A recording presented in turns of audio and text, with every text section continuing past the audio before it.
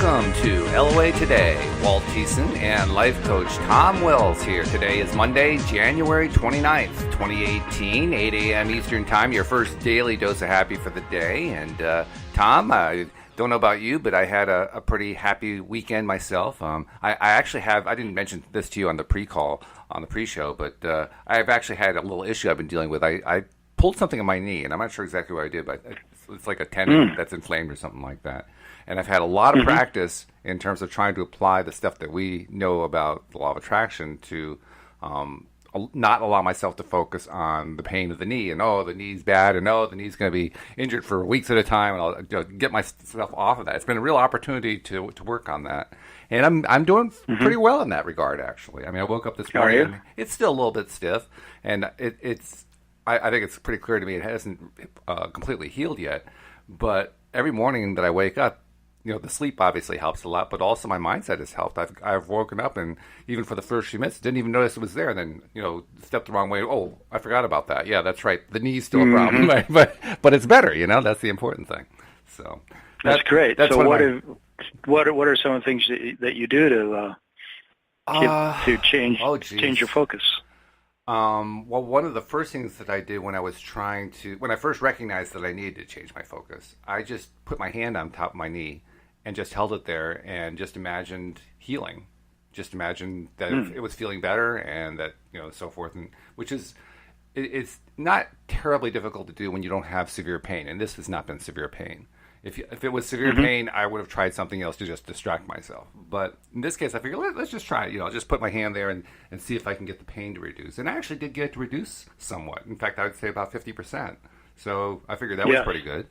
And then I also just tried stuff like, more conventional stuff like putting the knee up, not putting weight on it. That's also good. Anything that I could get, into a more comfortable state, into a more comfortable place was part of the plan, so to speak. Sometimes, when I was going to sleep last night, I had my knee propped on a pillow so that it would feel the most comfortable. And then once I had it like that, I just started to imagine, oh, wow, it feels good. It feels good. It's like, oh, the pain is gone. Now, was it really gone? Not really, but I was trying to pretend that it was. And I think all those things added up, Yeah, that's powerful stuff to play with. And talked on a previous show, you are able to transform things instantaneously, things like that. So there's a lot going on that is coming alive in the world right now about spontaneous healing and the possibility of that, what we would have called a miracle in the past, but we're realizing humans have capabilities that we've not even begun to tap to heal and to change our physical circumstances. So that's good that you're working with that. Oh, and I also tried something else I just realized, because I've talked about in the past how medical science has shown that laughter can actually help with healing. So I actually tried experimenting with some laughter to see if that would help, and it actually does help. You get results from the laughter within 2 or 3 minutes, which was pretty good, I thought. Again, did it get rid of it entirely? No, but it helped. And anything that helps is good. That's the way I look at it. Yeah, that's what everything in my life in a way is about, finding ease, finding the path of least resistance. That's right, yeah. So that my natural state of health, my natural state of, a calm, centered, peaceful human being who's in love with life and who's having a whole lot of fun can emerge, and the other human being that had a problematic life can no longer show up eventually. It'll no longer be my dominant way of thinking, which is definitely changing massively for me over the last 4 years that I've been focused on working with the law of attraction. It's a huge reservoir of learning in this law of attraction stuff about how to let our cork float, as Abraham said, that we're a naturally resilient, connected to source beings, and how can we just allow that rather than fight it, rather than have resistance to that. And I can report, obviously I'm sitting down right now, because I have to sit down to do the show and talk into the microphone, but as I'm sitting here, I have no pain in my knee at all. I can feel it's a little tight, but that's about it. And this is good. This is very good. Yeah. So. you just keep focusing on that. Every moment when you have no pain, just acknowledge that your knee feels good. My knee feels good. My knees feels better. In fact, as I'm talking, I'm kind of bouncing my knee because it feels good to move it. Good. Yeah. So how are you doing? How was your weekend? It was great. I had a really great win, as we call it, a win over the weekend. That was really fun. Okay. Well, I went to an Abraham get-together. I used to go to these get-togethers where, 8 or 12 people get together in somebody's living room, and we listen to segments of Abraham Hicks, with Abraham talking through Esther Hicks. And I went to one of these. I hadn't been to one in about a year, actually, and I used to go every few weeks. And so it was the same group of people so I knew everybody there. And I walked in, and, of course, immediately the segments that were put on were directly addressing what I was dealing with in my life, which, of course, happens a lot with Abraham. Which is cool. Whenever I go listen to a little bit of Abraham, they're always directly addressing the thing I'm dealing with. So that was happening. Mm-hmm. And then the miracle of that day, which is why I think I ended up over there, was it turns out the host of the event, it was a couple, and the man is in an Irish band where he plays this beautiful, what's it called, bouzouki, like a Greek bouzouki. Yeah. And it's got 8 strings, and it's a beautiful sounding instrument. Well, he takes me upstairs and shows me his bouzouki. Well, I play guitar, but I've been looking for an instrument like that to play that has these drone strings. So each time you play a string, you're also hitting a drone string that makes this beautiful harmonizing sound. Mm-hmm. Well, to make a long story short, he's invited me to come over and learn to play this with him, and so I'm going to be buying one. And I'm so excited about it because I've been looking for an instrument like this and somebody to teach me, and here I walk right in with a guy who's completely into law of attraction, so he's got a great attitude about life and about everything. And anyway, it was just like this. It was just a gift. It was a beautiful. Go do this with this guy. So I go back downstairs, and I'm getting ready to leave, and they have one last segment of Abraham on, and the whole segment was about how you do have time in your life for the things that you love and the things that are fun. So it was like another confirmation. So the whole afternoon was just this confirmation of life works, life's wonderful, life's a constant unfolding miracle. So it was really nice. What fun. I mean, and that particular instrument, if it's the one I'm thinking of, it has a very cheery sound to it. It's usually used in dances and celebrations and so forth. Yeah. Think Zorba the Greek. Yeah, right. Yeah, exactly. Yes. Yeah, it's a really fun instrument, and it's got a lot of volume. Those strings have a lot of high-end, very happy high-end harmonic sounds to them, and so exactly. It feels good just to hear them. Yeah, very cool. It's for dancing. Yeah, it's for dancing. That's right. Wonderful. Yeah. Well, that's a great way to have a win on the weekend. That's like a happy win. That's like a really happy one. Yeah. So good. That's great. Excellent. Yeah. So anyway, I know that, like you said, when you went there hoping to get a particular message. I suspect it was possibly tied into our topic today. Am I guessing right about that? Yeah. How'd you know that? I don't know. I just had this feeling. So why don't you tell us about it? What's the topic? Well, the topic today is how do you receive spiritual guidance? A lot of people, including myself, may have spent a good part of their lives wondering about who can I pray to? Who can I turn to in my times of trouble, in my times of concern, and when I need to make a crucial decision, when I'm suffering, when I'm too worried, or my health is deteriorating, or I'm having a problem with my relationship, or I'm feeling too lonely, whatever it is, like, where do I turn? How do I pray? Who do I pray to? Who's listening to me? And so that's the topic that I picked for today, because I happen to be in a class right now to learn how to channel the way Esther Hicks does.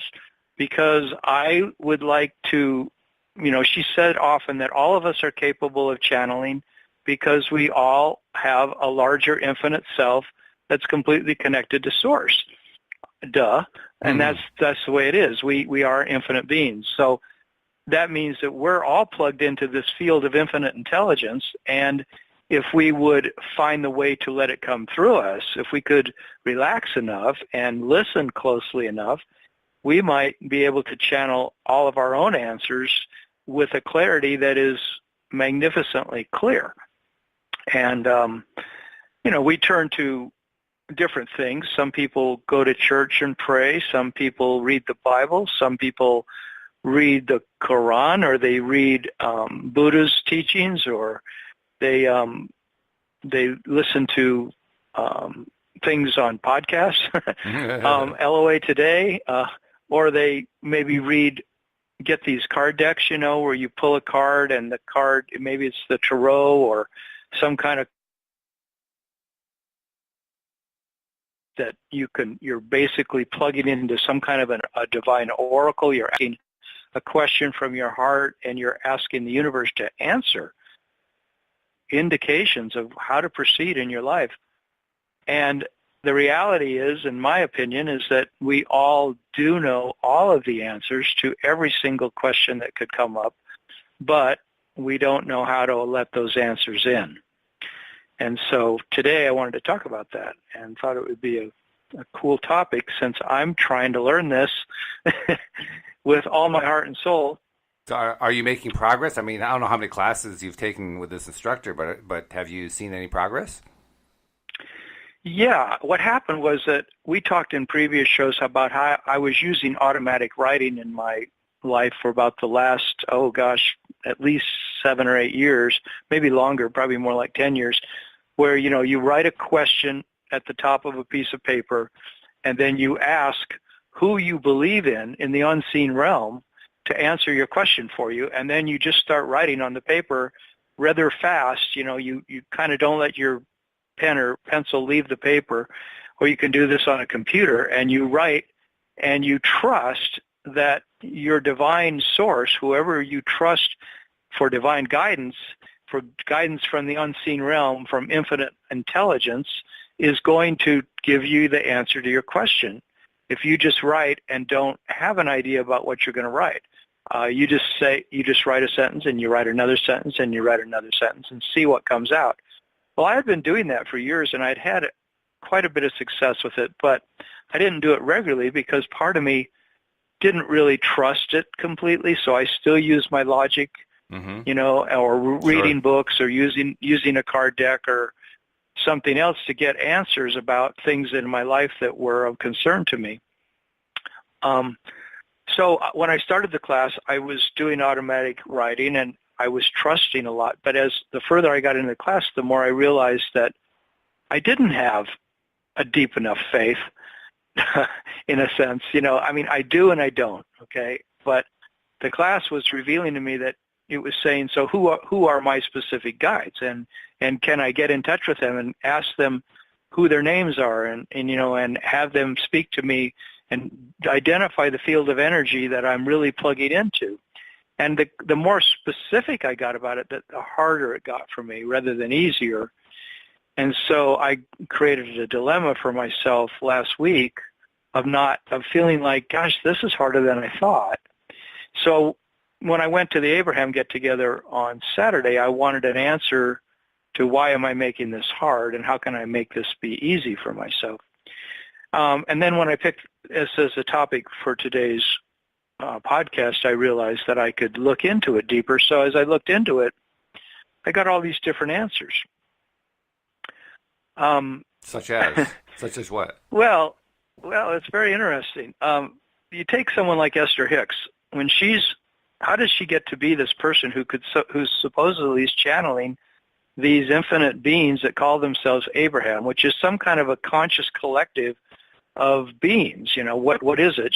I once heard her say that this could be thousands of beings. We don't, she said, when you try to project from the physical realm that we're in into the unseen realm, we tend to want to project into something that we can relate to.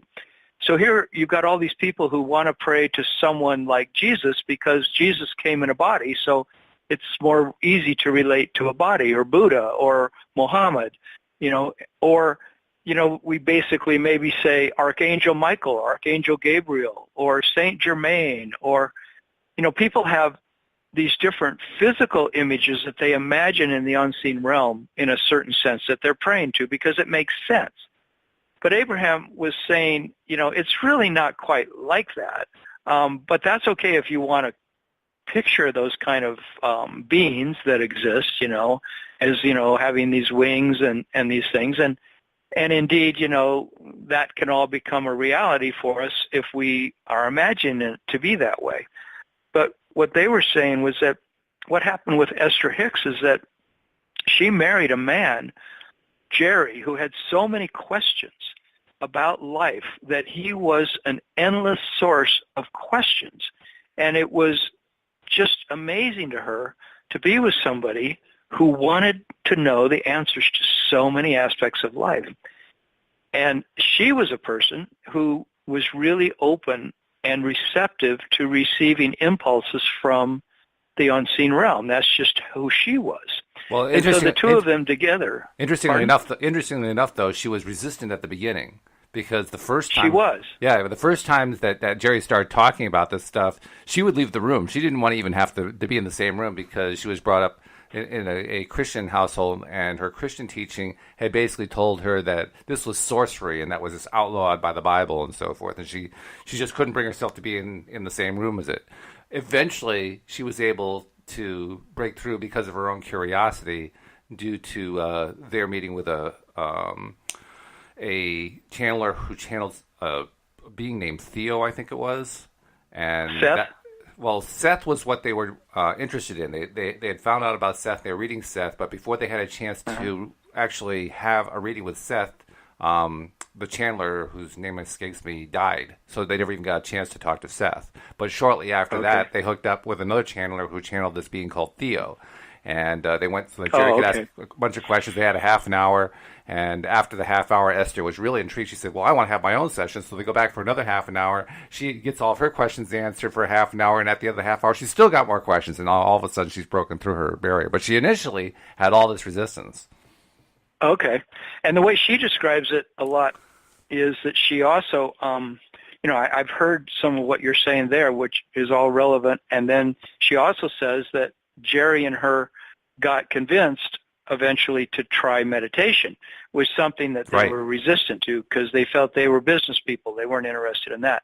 And so she consistently did meditation for 9 months, 15 or 20 minutes a day. But the thing that I noticed from her descriptions of her meditation is that it really worked for her. She didn't have a problem going to this place of no thought, which is the key.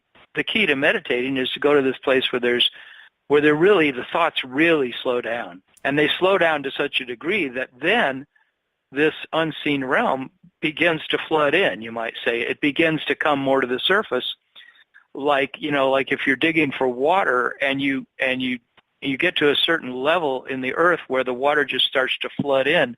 Well, she got to a certain level of so few thoughts, or the thoughts becoming so quiet behind the scene, that this water of source was able to flood into her experience, and she found herself, spelling the alphabet with her nose, and she started telling Jerry, and so he got a pad and a paper, and he started writing what the letters were, and they realized they were receiving messages from someone, was communicating through her. And that became, I guess, a big part of when she began then to eventually realize she could receive these blocks of thought, and then she could translate them into words. And at first she used to like a podium or a chair when she spoke, because her whole, she said that she was still in so much resistance to letting this come through her that it took her quite a while. She's very embarrassed to listen to those early days when she channeled, because she felt she was, just really stiff and not really letting it flow through her very well. But she said over the years, it's just gotten easier and easier and easier and easier to now when she channels, she just feels completely at ease. And it comes through Esther's, all her aspects of her personality are there. And so she seems really normal, but she is in that state where she's channeling source. One of the things that she's talked about when she's told that story is that when they did the meditation, they would set their clock for 15 minutes with a timer, right? And give themselves 15 minutes and see what happens. So they would, and they weren't even sure what meditation was. They even had to ask, so what are we supposed to do? We aren't sure what to do. So they asked the people who they were working with, what do we do? And they got their answer basically, loose fitting clothing, breathe deeply, let your mind wander, and when it wanders, bring it back to your breathing and stuff like that.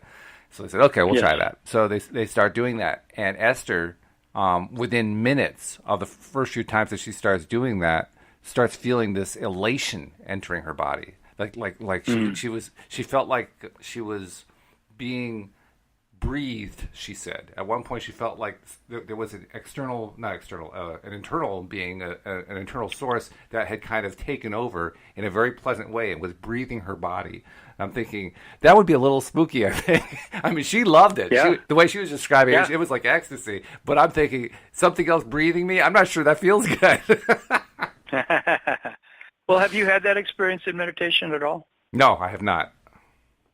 Well, there is an experience I've had because I've been, like I said, before, I've been meditating since 1972, about an hour to an hour and a half every day, pretty much, the whole time, since, July of 1972. When it said, you've got to do a minimum of an hour a day, and you should be doing 2 hours, an hour in the morning. That's extreme compared to what most people these days are doing, but I had experiences many times of sitting there and getting to a place where I didn't want to get up for the rest of the day. I felt so good inside. The level of lightness, and it was almost like every breath became a beautiful glass of ambrosia, of the most sweet thing you could imagine drinking, just like I was just so filled up inside that it was just utter peace, utter peace.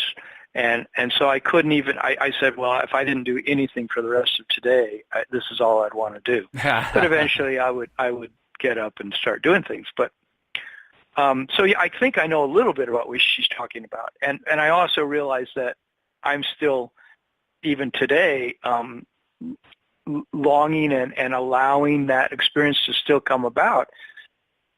And that's the key. I mean, it's one of the bottom line key to being receptive to the unseen realm is to get into a state like that, for us to be able to receive what is automatically there.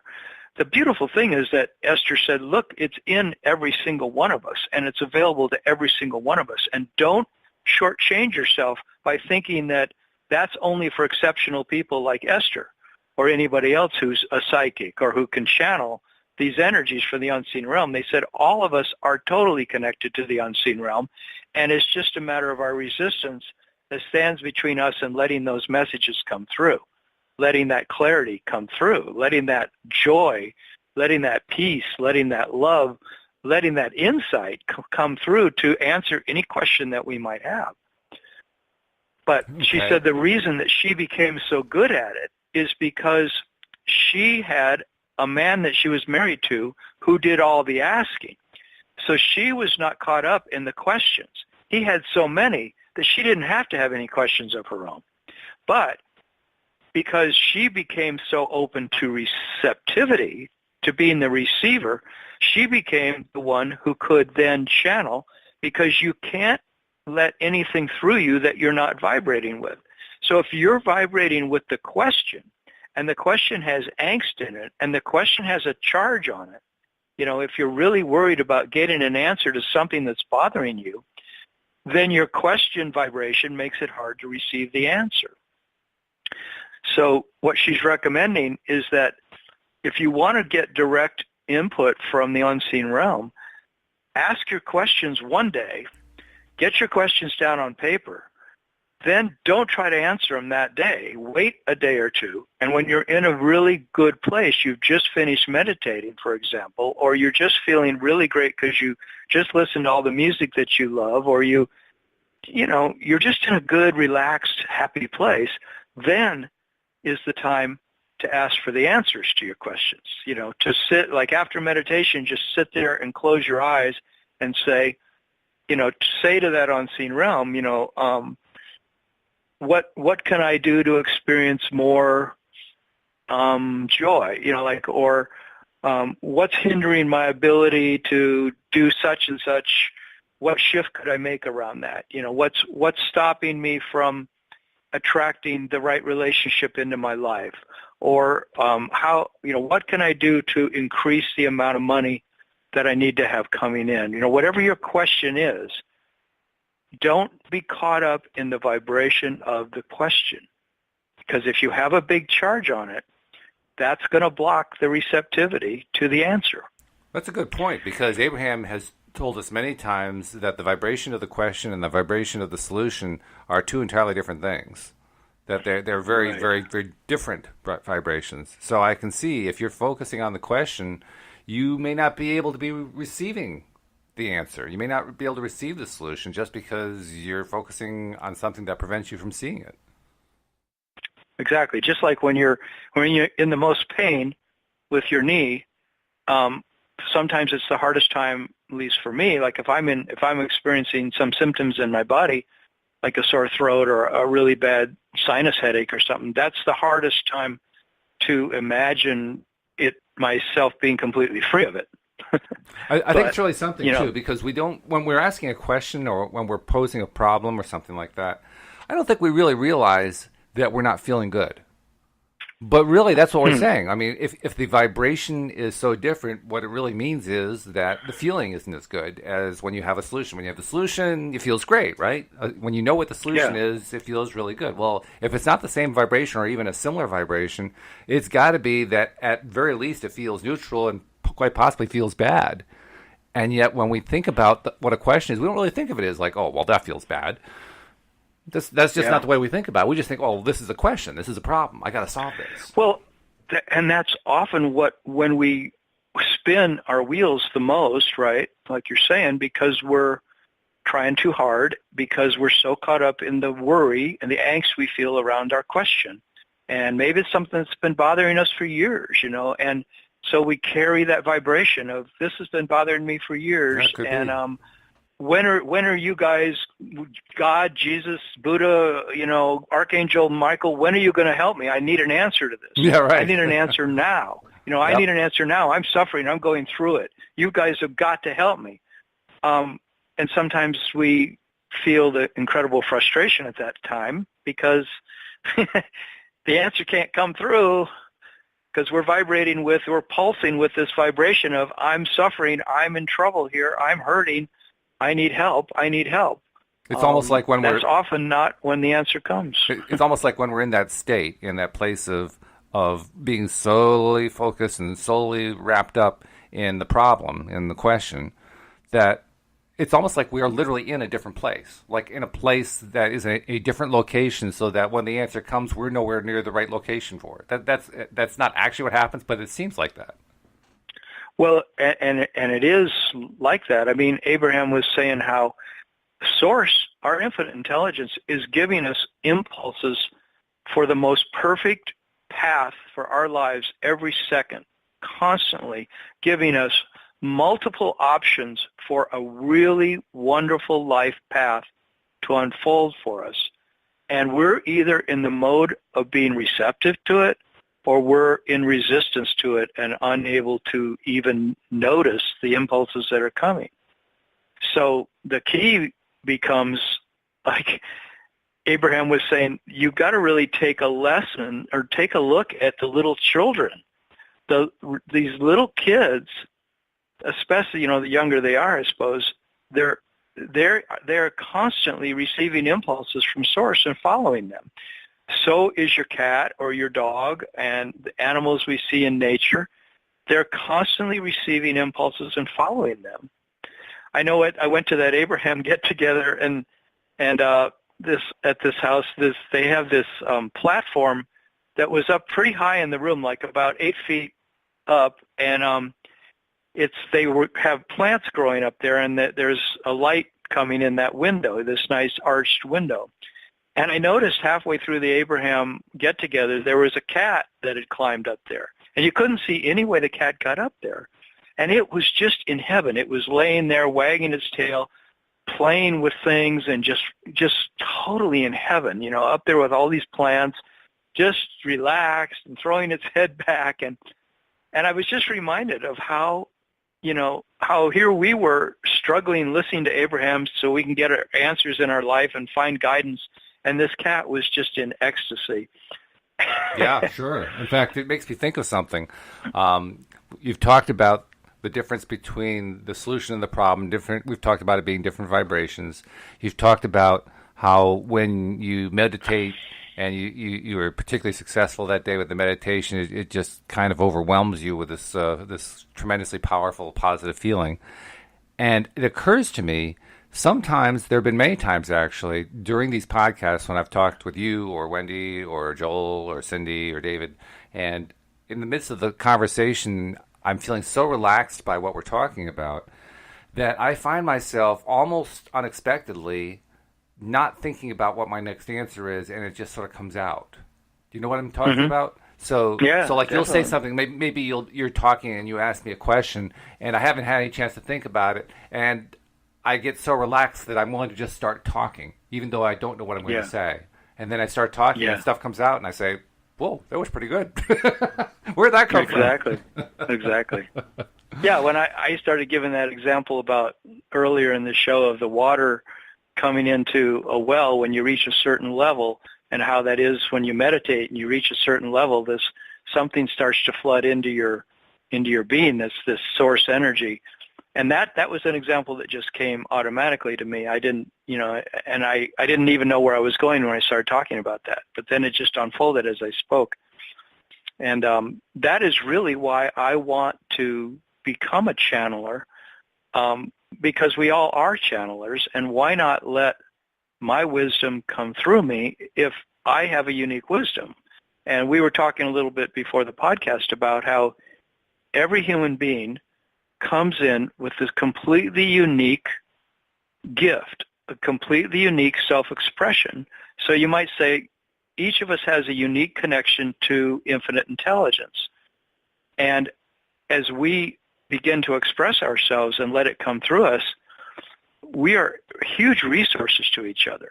That's why I love on this podcast when I'm doing a lot of talking this particular show, but a lot of times we both talk pretty equally, and hopefully you'll get a chance to say a lot more here. But I'm feeling like I love that because it stimulates me to hear what you're going to say next. I mean, I literally get a grin on my face when I hand the microphone back to you because I want to hear what you're going to say. Oh yeah, me too. Most of these podcasts, I have a big smile on my face. I mean, that's the only bad thing about a podcast. You can't see what we're doing, what we look like, or what we're, are we smiling, are we frowning, or whatever. But most of these podcasts, this smile just kind of creeps up on me. I don't have to work at it at all. It's just like, whoop, there it is again. Yeah. Probably the best clue that listeners have. We'll be on Fox Network. We'll be on MSNBC or something. We'll have our own show. But I tell you, probably the best clue a listener has is when I laugh, because I'll laugh quite frequently in many shows. And when I'm laughing, I guarantee you it's because there's a smile on my face and it's just kind of overwhelmed me. So that's why I'm laughing. Yeah, right on. So, but this whole thing really points to the fact that not only are we capable of channeling, I think we actually channel more than we realize. I think there are times, that's what I was describing when I was saying what I did during a podcast. Periodically, I'd just start talking and stuff would come out. I guess I have to call that channeling, because I certainly wasn't conscious about, this is what I'm thinking about, so I'm going to say that. I didn't have time for it. Exactly. Yeah, I mean, I was reading something where Abraham was saying, don't assume that you don't have the same capabilities as Esther does, and that don't, because they said you're in the receiving mode a lot more than you might think. And it's almost like having the faith that we are instinctually created that way. They were talking about how, when you watch a little chick born and it hatches out of the egg, well, first it has the instinct to hatch out of the egg. Yeah. Then it has, the second it's out of the egg, it has this instinct to immediately start going around pecking, so many animals, they have that instinct as soon as they're born to begin doing what the rest of their similar animals do, right? It's just bred into them. They were talking about, she was talking about how when, I think it's monarch butterflies make their migration, this huge migration, they make, 5,000 miles or something. And they say that the butterflies that start out migrating from South America are not the butterflies that end up in Canada. Mm. They go through 5 generations of butterflies during that time. Wow. And so each generation that's born during that 5,000-mile trip knows how to continue the journey. And they know exactly what to do. They know exactly when to mate. They know exactly where they're going, and they know exactly how to get there, but they do it through 5 generations. And Abraham was making the point that we are all instinctually connected to infinite intelligence. And human beings have kind of just the only species that have forgotten that. And as we begin to remember that and let it come through us, the answers to all these things we call our worries and our problems, they're always there. We always have the answers to everything, but we have lost our ability to trust that. It's all in our vortex. Like one of the hugest things that's giving me total faith in my life these days, to whatever degree, I won't call it total, but I'm having as much faith as I possibly can. Every day I'm trying to grow that faith in what's already in my vortex. All the money I want is already in my vortex. All the relationships I want are already in my vortex. Everything, the health of your knee is already a done deal. Your knee is totally healed. My sinus condition is completely healed. Anything that we ask for is immediately given. And that's the faith in divine guidance, is knowing that it's a done deal. And if we could just get to that place, we wouldn't have to be begging an angel to give us a solution to our problem. We would say, it's already in my vortex, There's a place where I asked and my answers were given. But now, everything that I've read about this thing of receiving divine guidance comes down to one thing, and that is, are you receiving? Yeah, right. Are you in the receptive mode? Because it's all about our entire day. Can we be more into the receptive mode? Because life is completely giving us everything every second, but we don't often have the faith to accept that that's the way it's designed, right? And I have to admit, little kids do, animals do. Yep. And I have to admit, I don't think of it in terms of faith. I think of it in terms of resistance and acceptance, because those words are more specific to me. They're more meaningful to me in their specificity. So resistance, as Abraham defines it, is emotional resistance. It's whether or not I'm feeling good or feeling bad about the subject. If I'm feeling bad, that's resistance. If I'm feeling good, that's not resistance. That's non-resistant. That's, flying right into me. Same thing with acceptance. If I am feeling good, I'm in a receiving and accepting mode. If I'm feeling not so good or even feeling bad, I am definitely not in an accepting mode. So that's why I like to think of it in terms of accepting and in terms of non-resistance, of just being in the flow, so to speak, because it reminds me what I really need to do is make sure I'm feeling good. If I'm feeling good, all is well. If I feel good, well, then everything's starting to come. And experience shows that. My experience shows me, and it shows you, it shows all of us that is true. When we are feeling good, we're in that feel-good place, that's when the good things happen. David was telling a story yesterday. He didn't tell this one on the air, so maybe I'm kind of sharing something I'm not supposed to share. But I'll tell you, he's told similar stories in the past. He likes going to casinos. And it's amazing, Tom. Every time he goes to the casino, he wins. because he's able to put the resistance aside. He's able to put the resistance aside and to be in accepting mode and just let it go and just enjoy it and feel good and so forth. And he wins every time. So it's just amazing. Wow. And he does it on something you're not supposed to do it on. You're supposed to be able. You're supposed to have the least chance of winning on slot machines. That's like your worst odds. And he always wins on slot machines. I mean, think about that. That's pretty cool. Crazy. Yeah, I really think all of life actually works this way. It's astonishing to think that it could be that interconnected. But I even think, the way our computer works, the way our car works, the way everything in our life is actually tied to this infinite intelligence, this field of all knowing, this field of infinite possibilities, and we're either in that mode, like you say, of acceptance, or we're in a resistant mode. By the way, I want to mention something. I'm not recommending that people go to the casinos to play slot machines figuring they're going to win because they're going to be non-resistant. I can't guarantee what your resistance level is going to be, so I'm not recommending that at all, okay? If you know you're in a non-resistant mode, you're not going to need me to suggest it one way or another. But if you have any question about it, if you're thinking maybe I can do it, don't even try it. You'll just be disappointed. Right. We don't want to disappoint you. Yeah, and we're not saying don't go see your doctor if you've got a physical ailment because you believe you're going to totally heal it with your connection to infinite intelligence. That's right. I think your connection to infinite intelligence can make a huge difference. But, because of the way the medical establishment is set up, you're not supposed to say that people shouldn't go see their doctor. So I would never say that. I think you should go see your doctor. But I know that I've healed so many things in my own life by my attitude. It has my mood and my attitude. That's what it comes down to, It was interesting that you used the word acceptance because I heard Abraham say a little while ago, they were asking somebody, what do you think the main word that we've said the most in all of our years of Abraham doing presentations? And they said it's the word acceptance. Uh-huh. So that was a good word that you used because they were saying how it's accepting the fact of how, this source energy is allowing you to have this wonderful life and everything is already created in your vortex once you ask for it, and that you're constantly asking, and then you just have to accept and let it in. You have accepting, to accept it. Accepting, allowing, that's all pretty much the same idea, but it basically is what mindset are we in? That's really what it amounts to.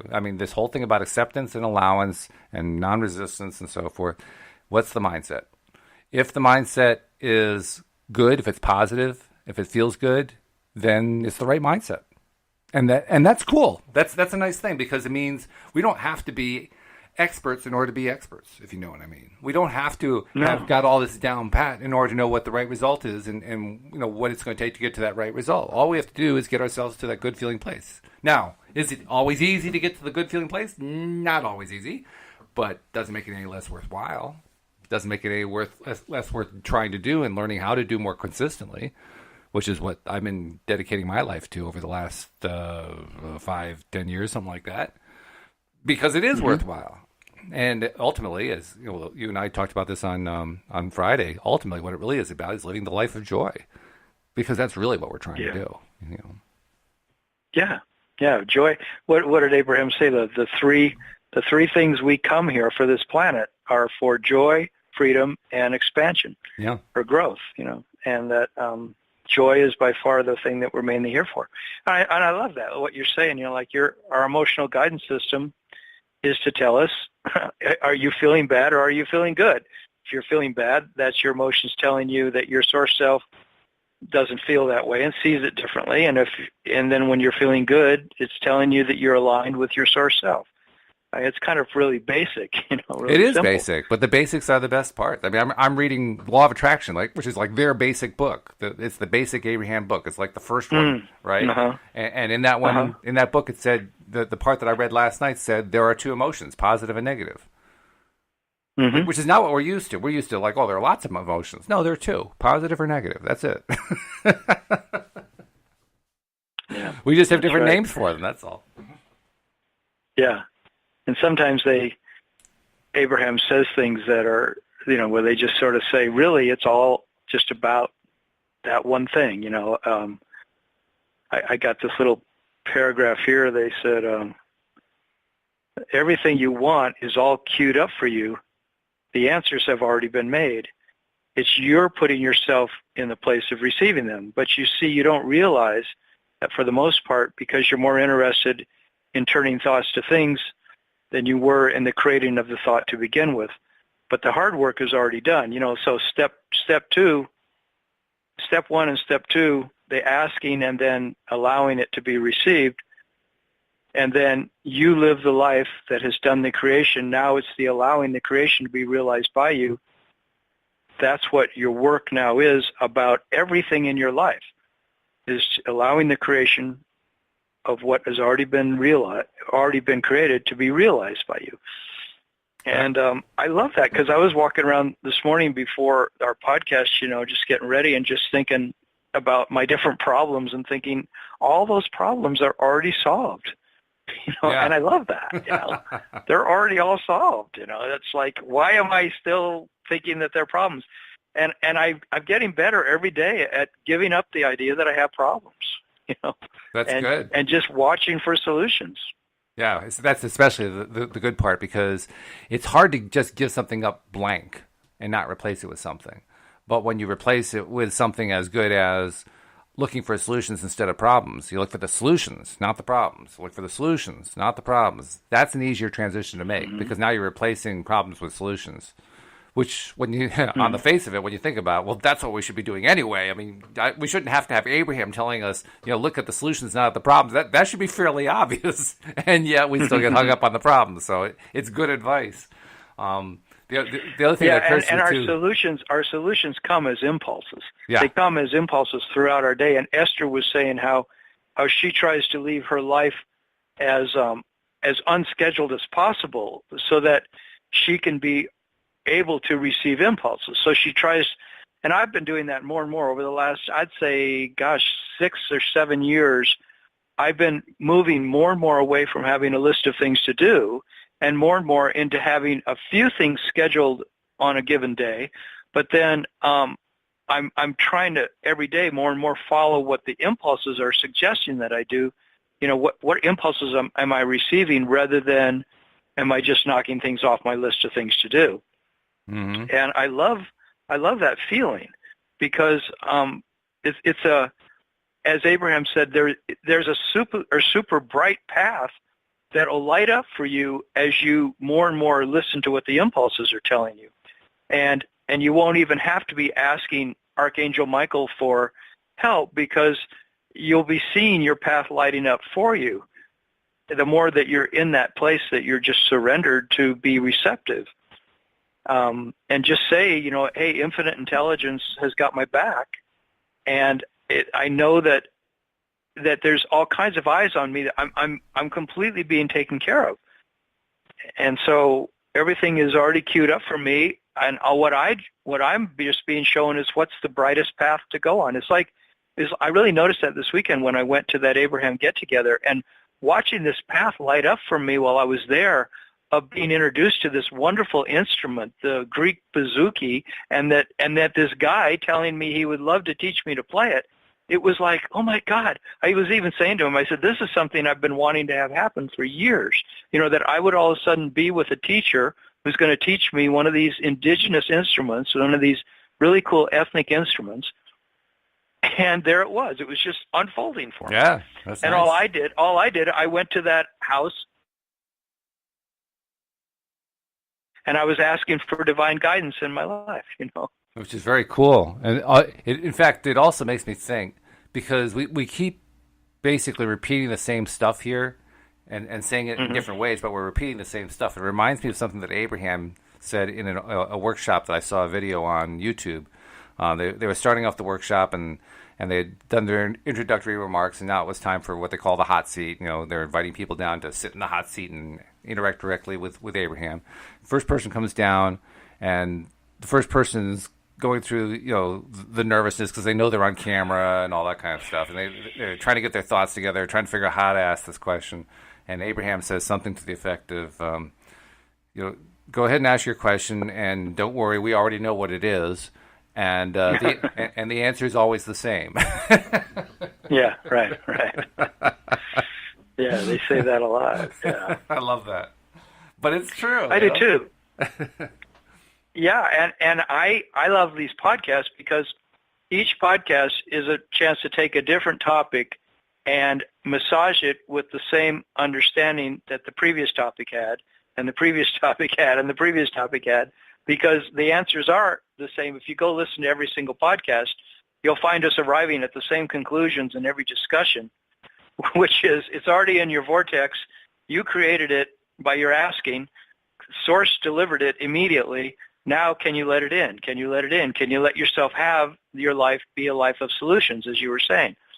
Or, and I just noticed that the reason I have to hear it so many times over and over again and say it in so many ways is because something in me, when I was a little kid or something, developed this white-knuckle grip on fear, of not being taken care of fear that I'm not going to get what I want in my life, of fear that something's going to devastate me and there's going to be some huge catastrophe that's going to overwhelm me. And it's just sort of like I'm learning to release that white-knuckle grip, of holding on so tightly, like when you go on the roller coaster, and there's some people that it's totally freaky for them and they hold on really tight, and other people, they put their hands up in the air and just scream at the top of their lungs. Yeah, I'm in the first group. I'm the one who at the end of the ride goes over in the corner and throws up. So I'm definitely in the first group. I don't like a roller coaster at all. I kind of have been too, but I'm learning to let go. It's like when I was saying last week, when we walk out on the stage in a comedy improv scene and you have no idea what you're going to say, and you pretty much don't know who you are on the stage as far as a character, and then you have to let the scene inform you everything, and then you have to let yourself speak from that place. But really, that's the way life is. It's like it's a constant improvisation if we want to just play with it. If we want to have fun with it. There was an image I saw on Facebook, I think it was Facebook, or maybe it was in a news article, I'm not sure. But it was a shot of 4 Buddhist monks in their robes in a roller coaster with their hands in the air. Just having a blast riding the roller coaster. So that's the image that came to my mind when you're describing that. Like these 4 Buddhist monks, yahoo! Yeah, right on. Even the monks, yeah.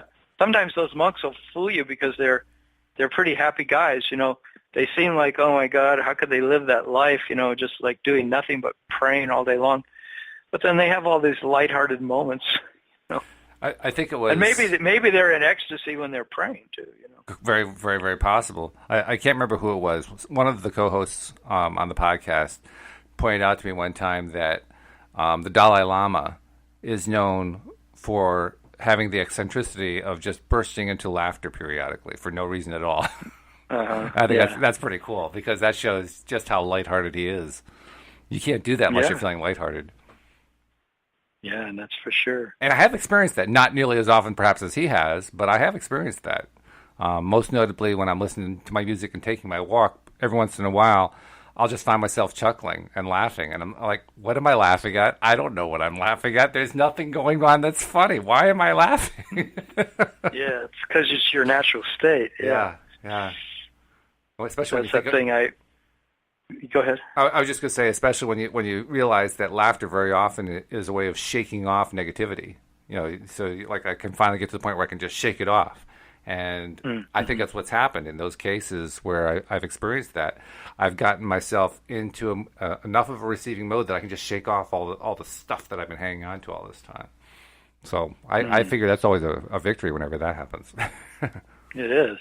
Somebody was asking Abraham, why don't, he said, Abraham, you're so funny. You say so many funny things. Why don't you ever laugh at your own jokes? And they said, because we're never surprised by how humorous the universe is. Because we know that the universe is a lighthearted place, so we're not. It says laughter comes out of being surprised that you have this realization that something is funny. But they said, we know everything is lighthearted, that there's nothing serious going on here at all. This is a giant situation comedy, so we just have this ironic, dry humor that we constantly make because we realize it's just a funny place. I just realized too, there are people interesting. Oh yeah, very interesting. There are people also, I realized, who, if they're in a really bad place and they don't like what's going on, a lot of spam is hitting the fan and so forth, they'll say something like, "Oh, life is such a joke," and they don't mean that funny. They just mean it as, I'm so disgusted. They have no idea how right they are. That's what occurs to me. They don't get that. Yeah, it really is, but not the way they're thinking about it. It's actually a very lighthearted place. I didn't think that. I certainly didn't believe that. Certainly when I first heard about Law of Attraction and started, watching The Secret and reading the books and various things like that, I didn't have any sense that life was lighthearted at that point. So I can see where they're coming from. I'm sympathetic to them, but I also know I'm sympathetic to anybody who is in pain or anybody who's suffering or anybody who's worried. I mean, there's things that can happen on the face of the earth and can happen to our bodies and everything, and to our minds, that are scary as hell, and they're not fun, But where's the predominance of our consciousness? I mean, if we're 51% believing that it's a lighthearted place, I think we're better off, And if we're 75% believing it's a lighthearted place, I think we're even better off. Oh yeah. And do I lose anything by believing that it's the 100% that it's lighthearted? Probably not, because then if that horrible thing happens to me where somebody stabs me in the stomach or something, maybe I won't, be in horrible tragedy. Maybe it doesn't have to be that, maybe dying doesn't have to be a tragedy. Well, thank you so much for that image. Can be less, huh? Thank you so much for that image. I mean, I'm going to try to get rid of that one as soon as possible. Oh, God, I'm sorry. I had a really bad dream. Right before the show when I was waking up, and I'm sorry I mentioned that. No, that's all right. That's all right. But it showed me that there are things on the earth to be, that are freaky, that are really hard for us to take, right? Like, why is it created that way? There are things that are hard to take. So I just want to acknowledge that lots of people listening to this lighthearted banter go, yeah, but I'm suffering, and there's a lot of suffering on the earth, and it's hard to go into this idea that it's all lighthearted and that there's nothing serious going on here. It's a situation comedy. Some people would just, really get angry to hear that. Oh, sure. And I think I'd be one of them. There's been times where I would have. Yeah, me too. But not now. Yeah. I in fact, with my knee, we were talking about my knee earlier. If I was not studying Law of Attraction, if I was not making it a major topic in my life and a major exploration, I'm willing to bet that a minor knee injury would have fairly quickly devolved into a major structural problem preventing me from walking. And probably would have happened within, maybe as soon as 2 or 3 months. Mm-hmm. Yeah. So, I mean, the potential is always there. The advantage, I think, and this is the huge advantage of studying Law of Attraction and so forth, is that I can now minimize that to the point where it will go away. So I don't have to go down that terrible path. And that's the reason I study LOA. Yeah. No, it is. We're the creators, and I apologize for creating that moment of ugly scene there. So, no, it's true that we don't need to create those things. I was just amazed my mind did it in a dream. Well, I know we got to go, but it's just important to recognize that we are creating our realities, even in our dreams somehow. And if we get disturbed, we can still turn around and face the light again. We can constantly turn around and face the light. With some very, very positive ensuing, I hesitate to call them consequences. Results is probably better. The results are always terrific. And that's the important thing. If we remember that, we always end up with terrific results. And that's great news. Don't really have a lot of time to tell people how to subscribe, but if you haven't subscribed, please do. And then also tell friends so they can subscribe too, because people who subscribe, they listen to lots of podcasts and they love it. And that's all I have time to tell about that. Tom, if somebody needs a little personal coaching assistance, how do they reach you? They can go to my website, which is youarejoy.com, youarejoy.com. And there's a page on there. You can sign up for a free coaching session with me, and we can see where it goes from there. Sounds cool. Tom, it's been a pleasure. Let's do it again Friday. Okay, well, I enjoy it every time. Thank you so much. Okay, see you next time here on LOA Today. Goodbye, everybody. Bye-bye.